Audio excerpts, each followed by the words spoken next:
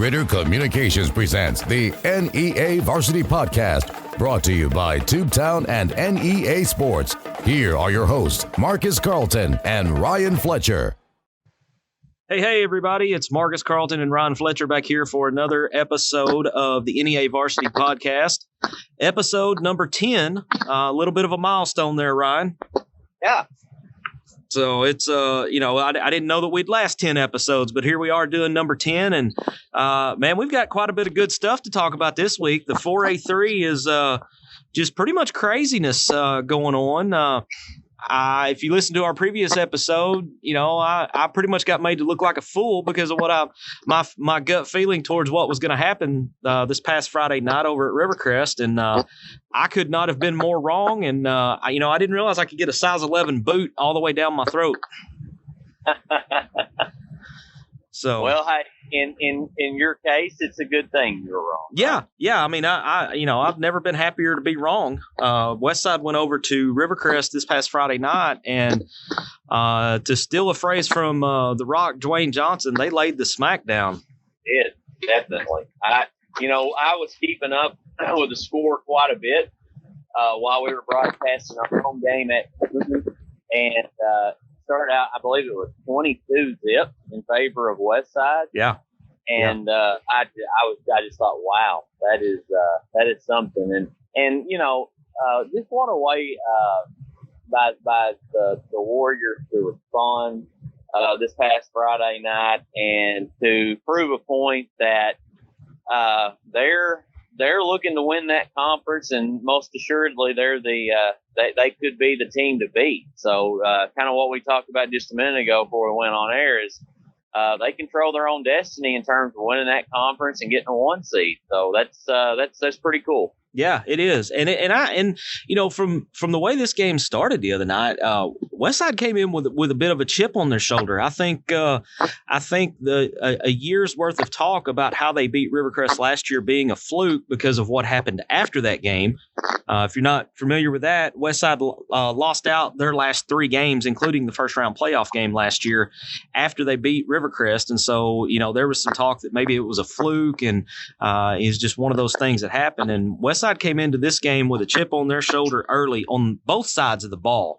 I was talking with a friend of mine over the weekend, and I pointed out to him that the defense to me came in and they had an attitude that I honestly have not seen from the Westside defense this year. It's like they had a little chip on their shoulder, and they bowed up on Rivercrest. And at prime example is that when the play's over, whistle's been blown dead, and everybody's kind of umpiling, and there's always usually a little bit of jawing and stuff going back and forth.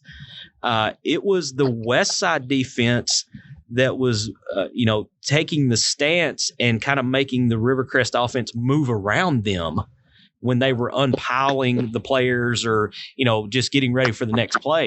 I mean, they were just kind of standing there, and basically saying, you're not going to move me. You're going to have to go around me.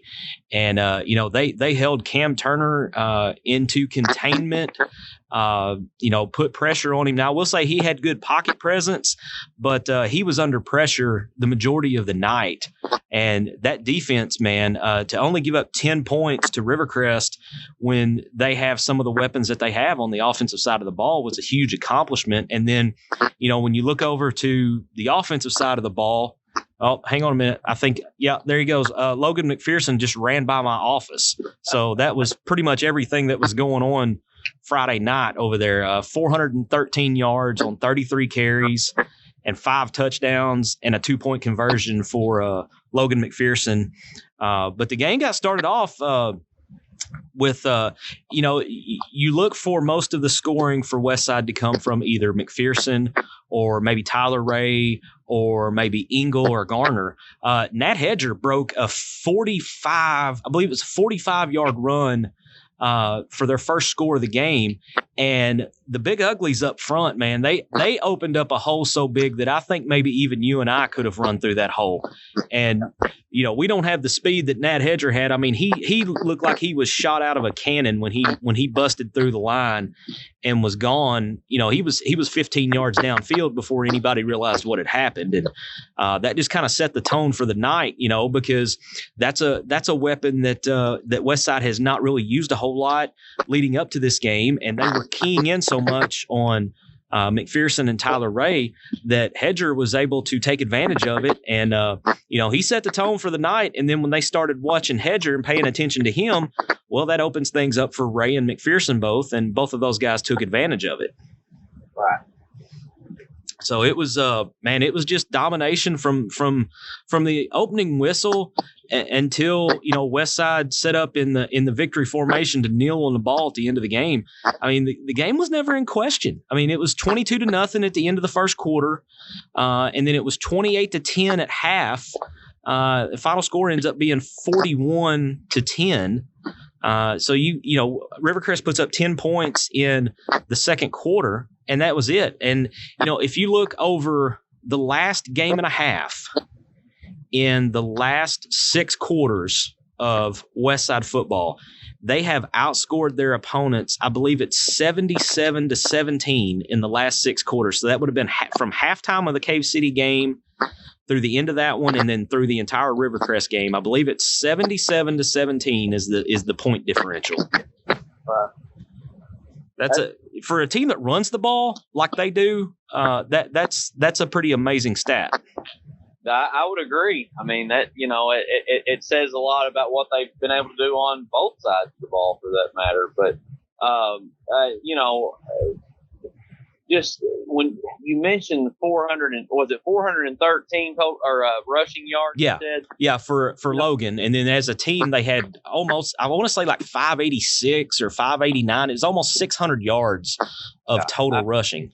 That's crazy, and I saw that online. Logan had shared that, I believe, on Facebook or somewhere that I saw.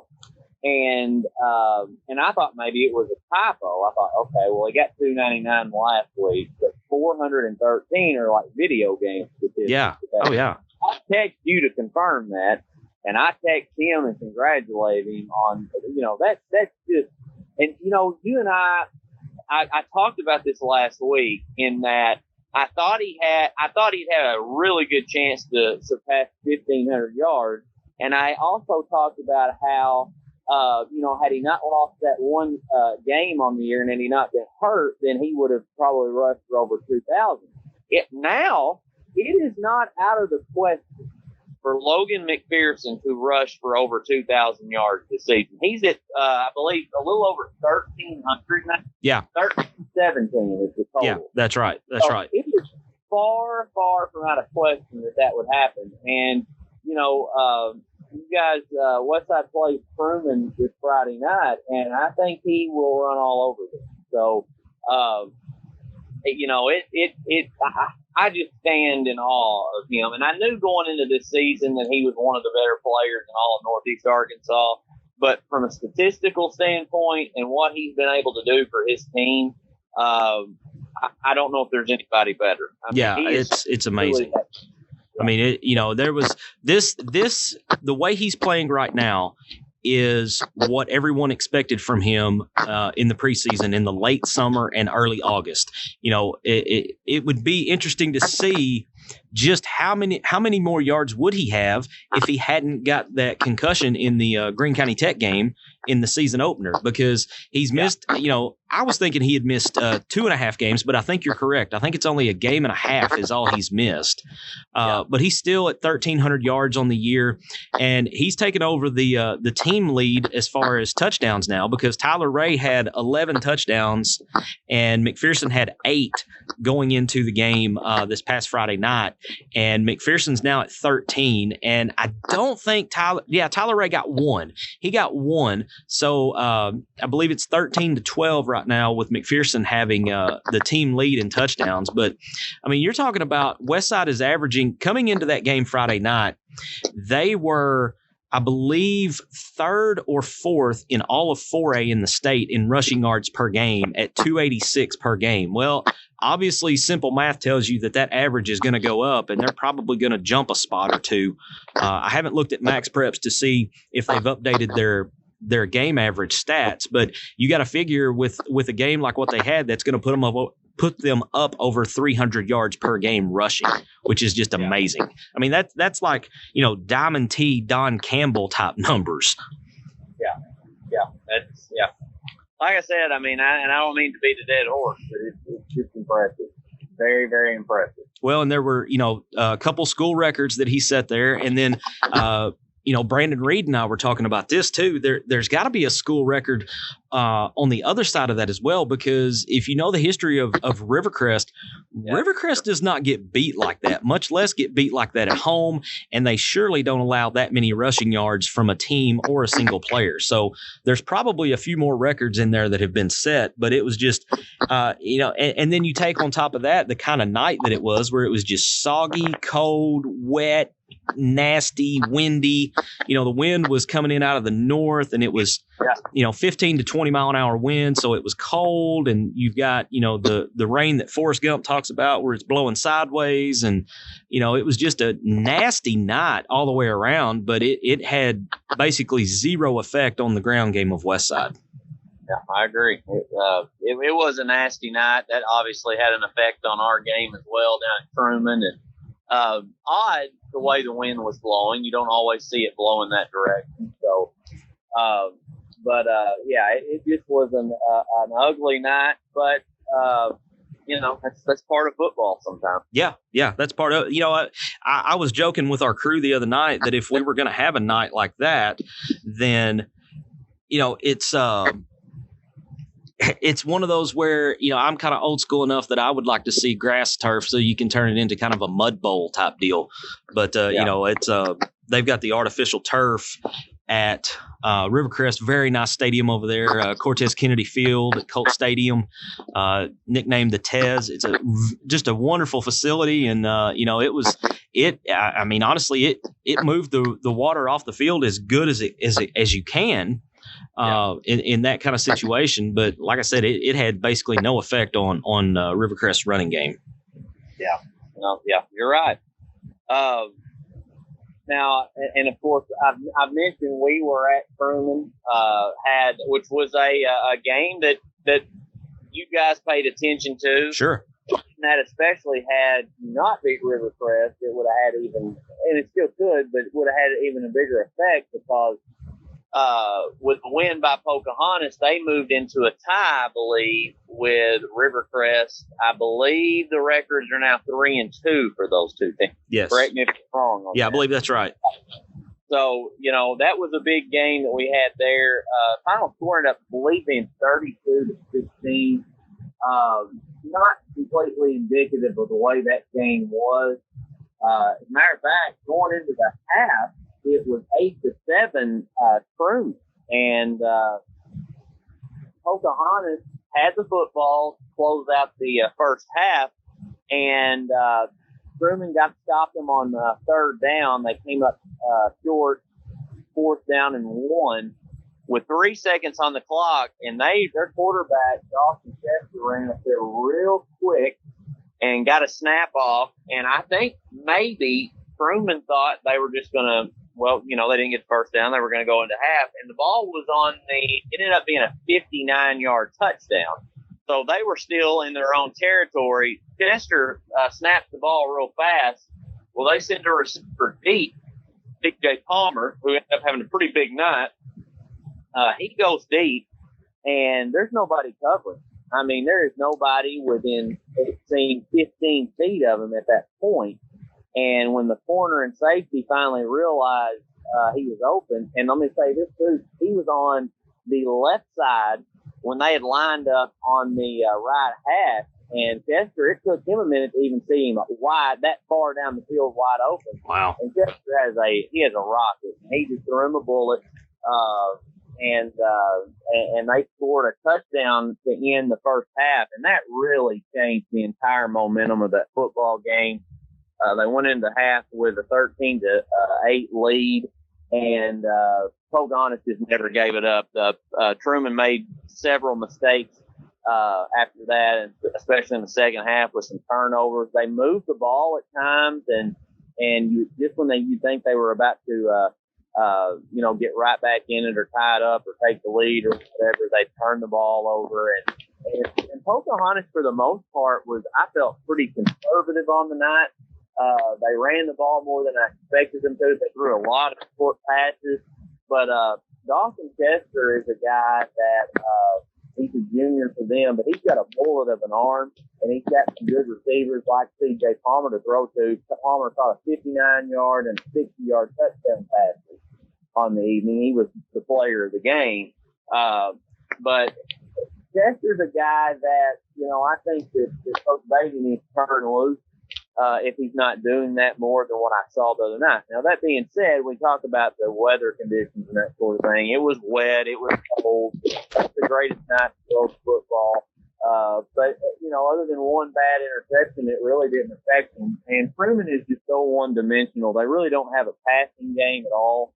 And when they run the ball and do well and execute, they're a pretty good football team, but that leaves no room for turnovers at all. And they turn the ball over too much and just never really could get things going, especially when the way that first half ended. So Pocahontas went on to win. They scored late in the game. Truman's trying to mount any sort of comeback they can get, and their quarterback, Connor McLean, threw a couple of interceptions, one that was returned for a touchdown to end the ball game. So, like I said, it was a much closer game, and it was a good game for us to cover. The Pocahontas sneaks out of Truman with a victory, and kudos to them. Now Truman's fighting for that last spot, right in the standings. The one thing they have going for them, and you and I talked about this, is that they hold the tiebreaker over Brooklyn because they want to beat them head to head, I believe. So, we'll see how things pan out. But,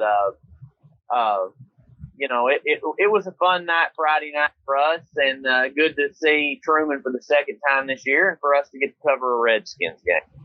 Yeah, and the Redskins have another big game this Friday night as they'll be playing Gosnell. I'm trying to look and see where the location of that game is. I think that game's at Gosnell, but I'm not 100% sure. But that's going to have a direct effect on, or could have a direct effect on, the Westside Truman game as well, because Gosnell sits atop of the conference with no conference losses. Westside's right on their tail now with, sole possession of second place with one loss. So, I'm sure there's a lot of Westside fans that are going to be Pocahontas fans this week, just to basically knock Gosnell from the top of the conference and put them into a tie for first place, with Gosnell coming to Warrior Stadium, not this Friday night, but the following next Friday night, November 8th, which would be the final week of the regular season. Right. Yeah. It's they have a lot to play for, and Gosnell really they've got probably their two toughest games aside from the Rivercrest game they had on the 18th of October to close out the year, though, with Pocahontas and then Westside. So, and same for Westside. I mean, Truman is middle of the pack there, but that's like I say, if they're not turning the football over, they can run the football pretty well. But I just don't know if they have the defense to contain Logan McPherson. And I see Logan rushing for another 200 plus yards Friday. Well, and if you're Westside, you can't have a better scenario than what you have with these last two games being at home after coming off a big win on the road at Rivercrest, which is probably a game that a lot of people weren't real sure about. I don't think anybody expected, maybe anybody outside the locker room expected them to go over and do what they did. I think there were people that gave them a shot at that game, but nobody expected it to be as lopsided as it was. But now you come back home to, your home field for the last two games of the season with a chance, and I know that I'm committing a cardinal sin here by talking about playoffs before you get through the end of the regular season, but Westside, I mean, they've got everything to play for here because the way with the 4A playoffs set up, they rotate it as to which teams, which conference champions get the bye in the first week. And this is a year that the 4A3, that conference champion gets a bye out of the first round and doesn't play until Friday, November 22nd. So that's still within reach for Westside. If they win these last two games, they're conference champs and they get that first week bye, and then they would host as long as they last into the playoffs or the state finals, whichever would come first.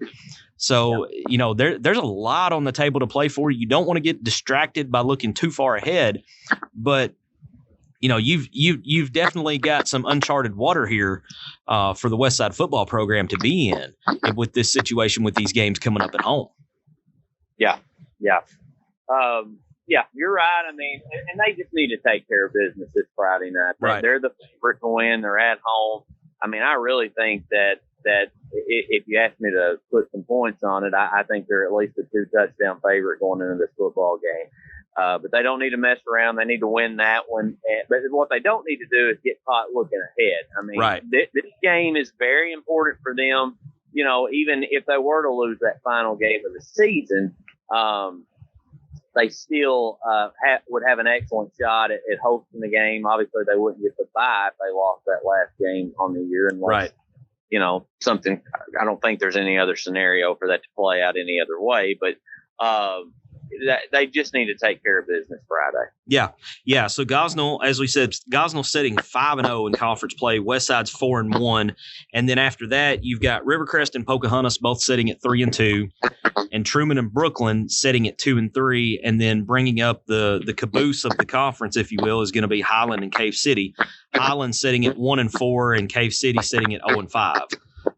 So I mean, it could, and if let's go the opposite scenario. We talked about if Westside wins out, if they happen to lose out, then they could go from potentially winning the conference to finishing as low as, I think they could finish as low as 4th, because if Pocahontas wins out, Pocahontas has the tiebreaker over Westside from the head-to-head meeting. So they would finish 3rd, and then Westside would be 4th.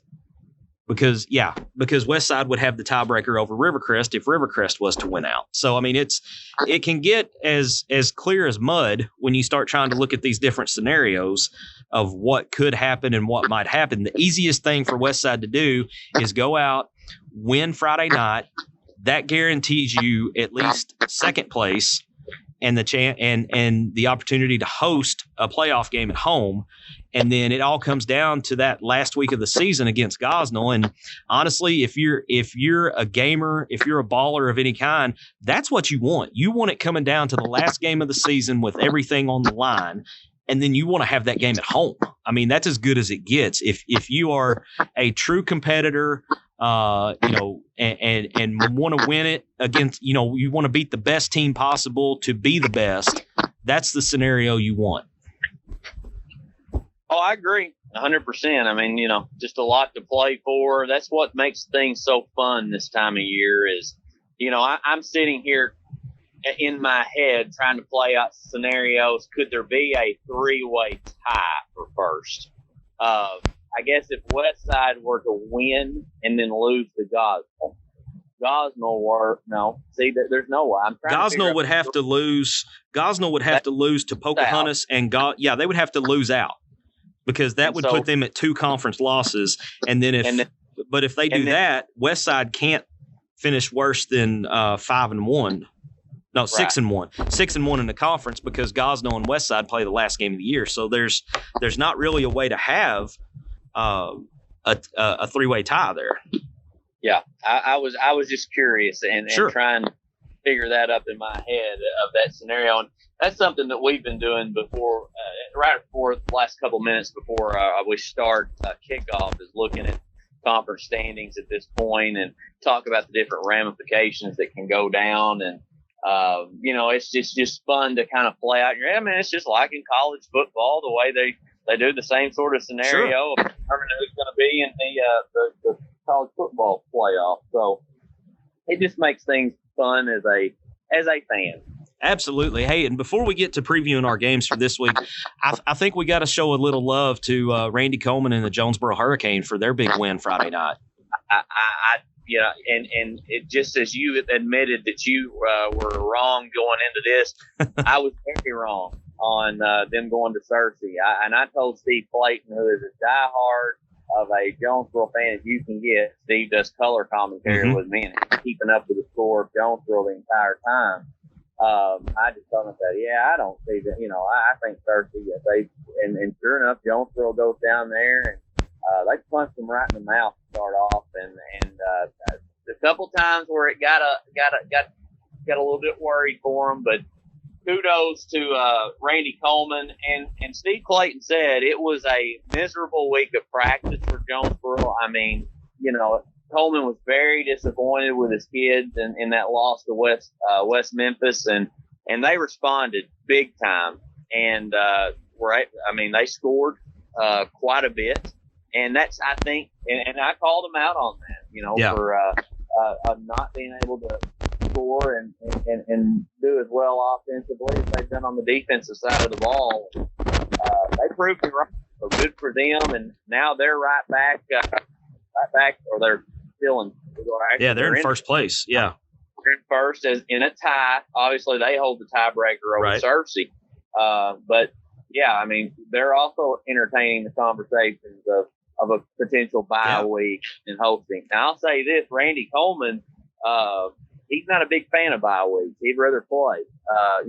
There's pros and cons. The pros, obviously, you got some injuries and you need some folks to recover, but the bad part about it is you're not typically used to getting that extra week off and with that delay. So this depends on who the team is and how they respond to that sort of thing. Yeah, and Jonesboro can't take a breath this week because they host Sylvan Hills, who's sitting right there. Right now Jonesboro and Searcy are tied at 4-1 in the conference for the conference lead in the 5A East. But Sylvan Hills is sitting there right behind both of those teams at 3-2.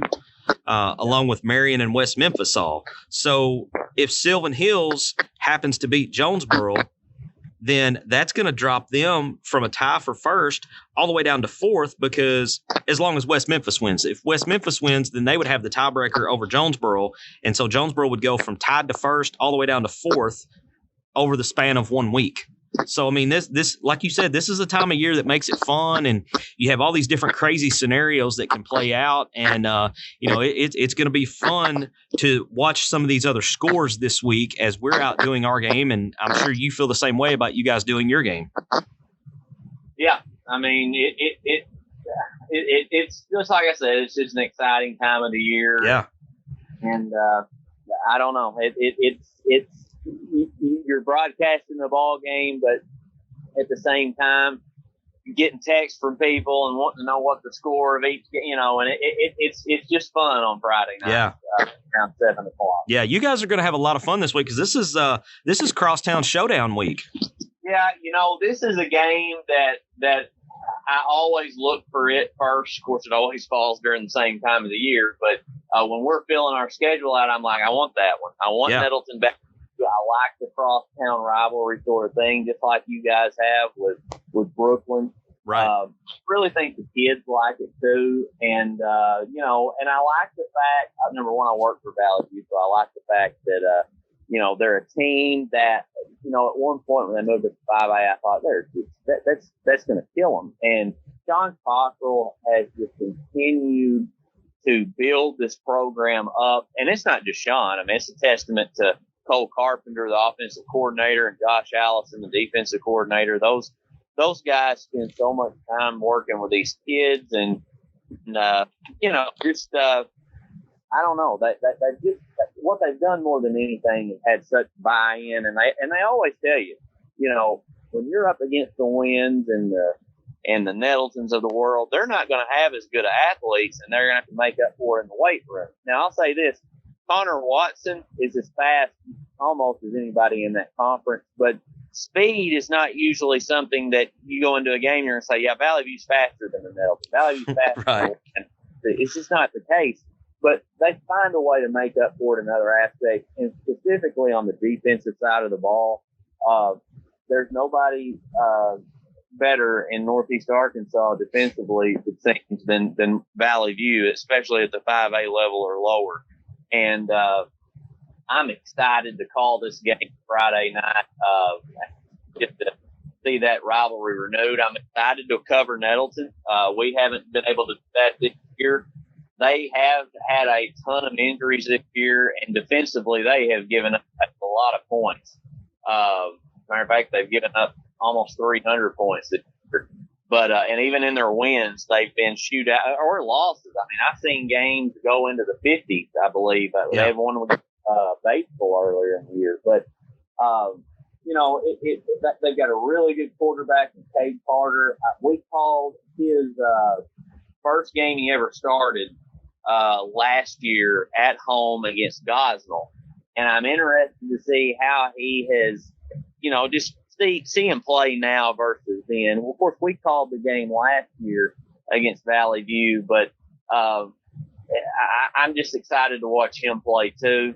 And I think it's going to be a good game. I think, obviously, Valley View is, I think they go in the favorite. They're undefeated. Now, it is at Nettleton, so I think that plays a factor into it. But I think it's a game that'll be close, but got to give Valley View the advantage. Yeah, I would agree. Valley View comes into this, you know, riding that 8-game winning streak, sitting on top of the conference. But, you know, if you're Nettleton, you know, Nettleton has struggled a little bit, like you said, with the injuries and maybe not living up to what they had hoped this year would be. But they would love nothing more than to ruin the perfect conference season for Valley View. Oh, yeah. I mean, there's just no doubt about that. And, you know, they've got an outside chance to still make the playoffs, but they got to win out. I mean, there's just no other way around that. And they got to have some help from some other folks. They're tied with Blytheville right now. The team they're trying to catch is Batesville. Batesville plays Valley View to close out the year, but Batesville also holds the tiebreaker over Nettleton. So they've got to get some help from some other teams. Really, Nettleton's got to win. Batesville's got to lose that for the make the playoffs, and I think liable to suffer a loss as well. So there's a lot. Nettleton still has that chance. Their percentages aren't extremely high, and it'll be odd to see them if they were to miss the playoffs. Nettleton's become a team that has made the playoffs quite a bit in the last. But you know, with injuries and some youth as well, it's just been it's been a bit of a different season for them. But I'll tell you this: Nettleton can score. I mean, they lead. If you count their non-conference games, they've scored 328 points, which is 50 more points than Forest City, who scored the second most in that conference. So overall, now they are actually second overall in points scored in conference games, and Batesville's the team that. And it's funny that Batesville's the team that has more points than them because they've got them by 6 or 7 points, which is about the difference in their ball game. So. You know, but Valley View, I'm telling you, defensively for a team that's only given up 35 in conference play and 65 on the year, that just goes to show, you know, how really good they are, and it's impressive, and I'm excited to watch them. And you know, they score a lot of points on defense. Right. Some interceptions returned for touchdowns this year. So a lot of their offense is generated through their defense. So it's a pretty well run machine. And like I said, I'm looking forward to it this coming Friday night. Yeah, and that game will be live on the Suncom Media Facebook page. Is that right? That is correct. That's SONCOM, Suncom Media Facebook page. We go live at about 6:30, 6:35-ish for some pregame. We'll have an interview with Coach Cockrell. And we're actually in kind of partnership with the Valley View Booster Club. Craig Miller does Raider TV. So, you know, he's their home broadcast. And we said, hey, you know what? They've got their home broadcast. Let us be yours. And they were all about that. So cool. Very cool. we got some stuff lined up with them, and got some interviews with couple of the kids. We're still working on, but looking to get that lined out. And I would encourage the Valley View folks, especially, and then just those that are maybe just a casual fan that want to tune in, to give us a look and look forward to calling the game for them. You bet.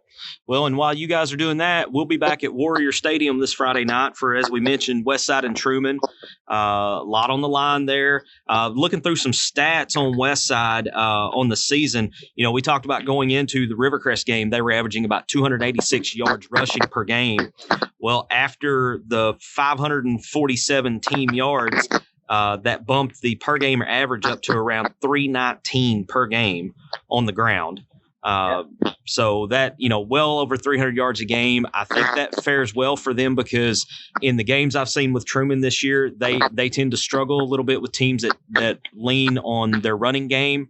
I know Hoxie ran all over the field pretty well on Truman earlier this year. Of course, they did on Westside too, but that was a different story. But some of the struggles that Truman has had has been the defensive front and the middle of that defense, which plays right into the hands of Westside.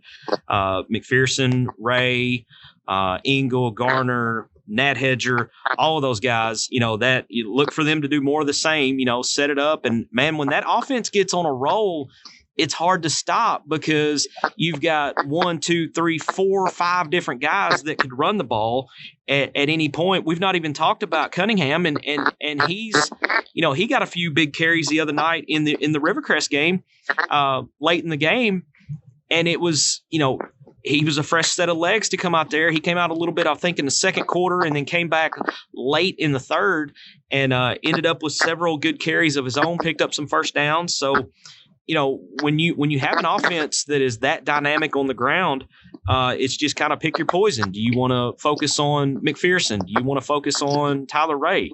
And if you try to focus on both of those guys, then you have somebody like Nat Hedger or Cunningham step up and take advantage of basically being overlooked.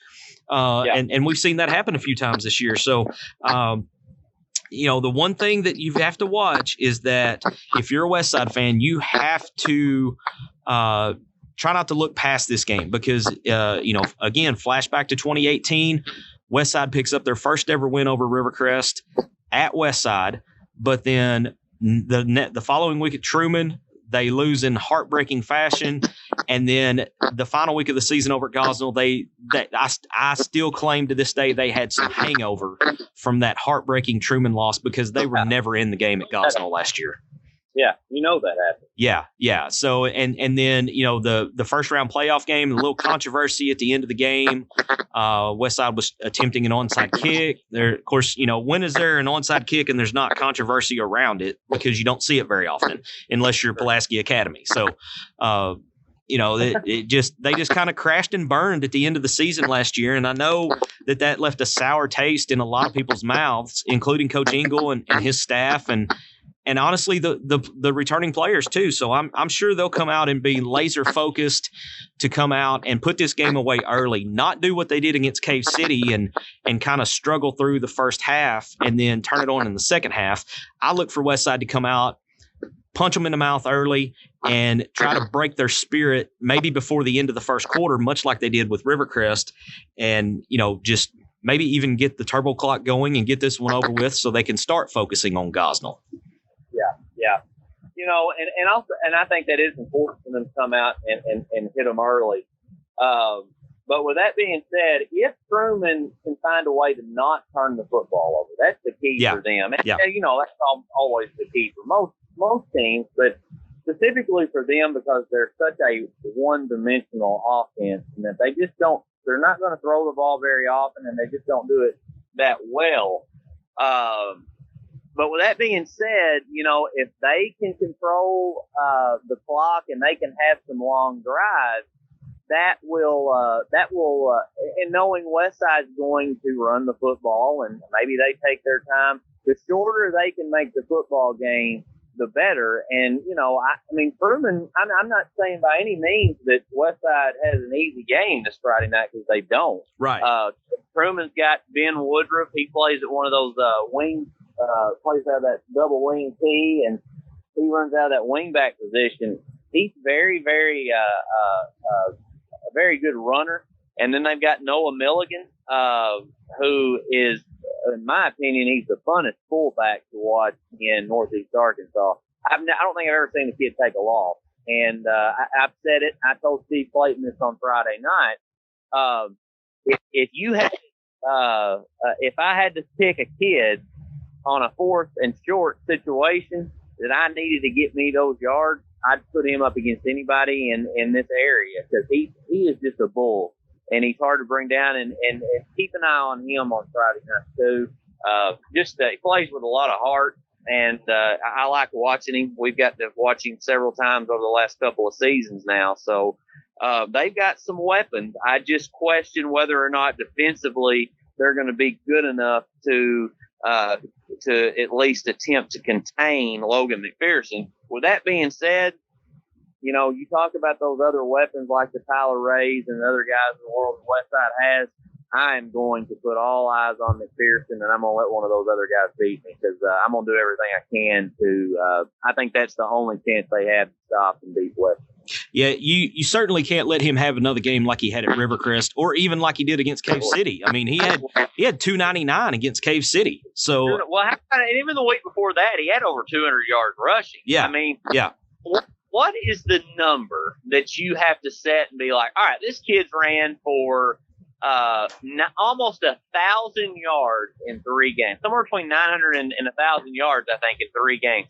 So do you say, if we contain him to 175, which he would be a player of the week right there, is that good enough? Because, it's continued to, we continue to talk about that, but it just blows my mind how good the kid is. So yeah. I don't know. If I am Coach Green, I'm putting all focus on him, and if somebody else wants to beat me, by all means beat me. But I'll do whatever I can to not let it be Logan. Yeah, I think you got to shut him down. It's one of those things of, do you shut him down and let somebody else beat you, or do you try to shut everything else down and then let him get his 150, 160 yards, but just try to keep him out of the end zone. But the thing is, if he's going to get that many yards, you're not going to keep him out of the end zone. So, I'm looking back over the stats. Tyler Ray's sitting here with 730 yards on the year, averaging close to 100 yards a game and 5.5 a carry. So, and McPherson's right at a first down every carry right now. He's averaging 10 yards per carry, which is just insane. I mean, that's like playing Madden and putting it on the junior varsity level. That's what I'm. They are video game like numbers. Yeah, it amazes. Yeah, so we'll have that game. We'll be on the Tubetown Facebook page, Tubetown YouTube page, and our Amazon Fire Stick app. We'll go on right about 6:55. We'll kickoff at 7:00. And hey, Ryan, the best thing of all about this Friday night, 0% chance of precipitation. I will take it, especially after the week we've had so far with all the rain. I think it's going to be a little chilly, though. Yeah, it's going to be cold. So if you're headed out to either game, you probably want to bundle up, gloves, hat, coat, pretty much everything. Or, you could just set up that split screen at your house that we talked about and stay on your couch all warm and cozy, and, maybe get you some hot cocoa or something and just sit there and watch the games that way. So, because we will definitely have the broadcasts on, and we'll be back next week to kind of recap one more time and get ready for the final week of the regular season. Ryan, I can't believe we're here at the final week of the regular season after this week's games. It goes so fast. It's hard to believe, but it does go fast, and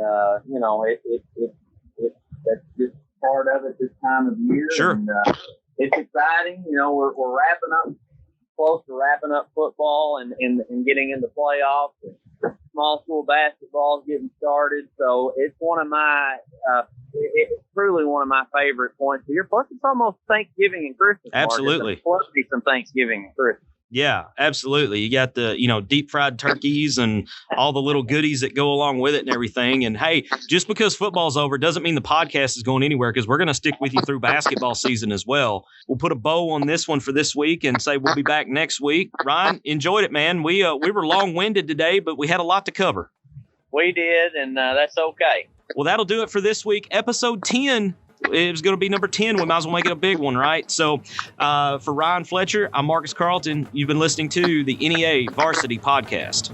Thanks for listening to the NEA Varsity Podcast, a production of Ritter Communications, brought to you by Tubetown and NEA Sports. Be sure you're subscribed to the NEA Varsity Podcast to get the latest episodes. Tubetown is a community partnership of Ritter Communications.